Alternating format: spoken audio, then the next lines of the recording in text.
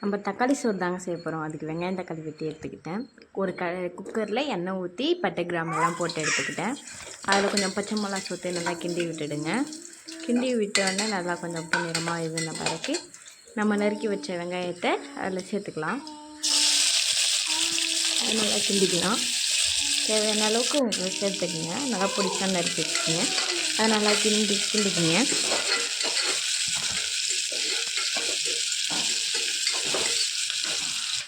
நல்லா வதங்கின பிறகு நம்ம நறுக்கி வச்ச தக்காளி இஞ்சி பூண்டு பேஸ்ட் எடுத்துங்க. என்கிட்ட இஞ்சி அதனால் பூண்டை மட்டும் நசுக்கி எடுத்துக்கிட்டேன்.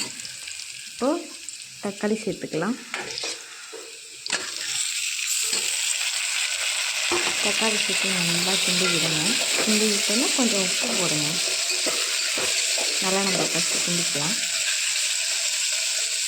இப்போ கொஞ்சம் உப்பு அது நல்லா மசிகிறதுக்காக அதை உப்பு சேர்த்துக்கலாம்.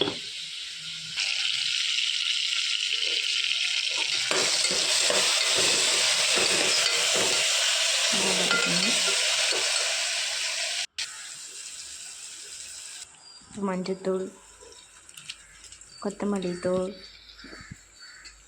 குழம்பு மிளகாய் தூள் போட்டு நல்லா கிண்டிக்கலாம்.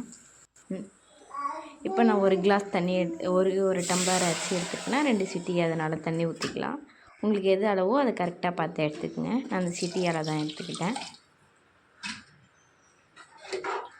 நல்லா மிக்ஸ் பண்ணிக்கோங்க.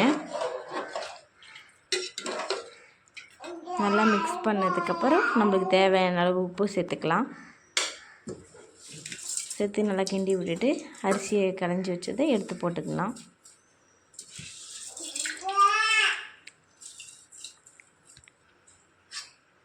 இப்போ நான் அதை நல்லா மிக்ஸ் பண்ணி விட்டுட்டு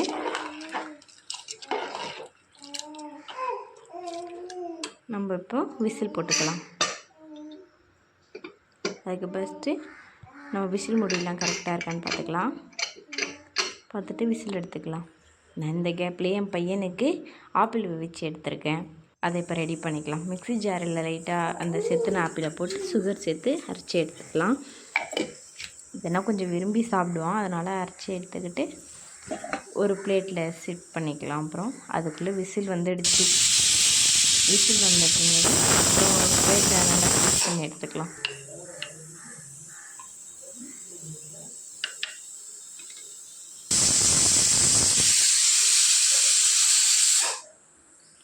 இப்போ இது எடுத்துகிட்டு என் பையன் வாயில் வைக்கிறேன்.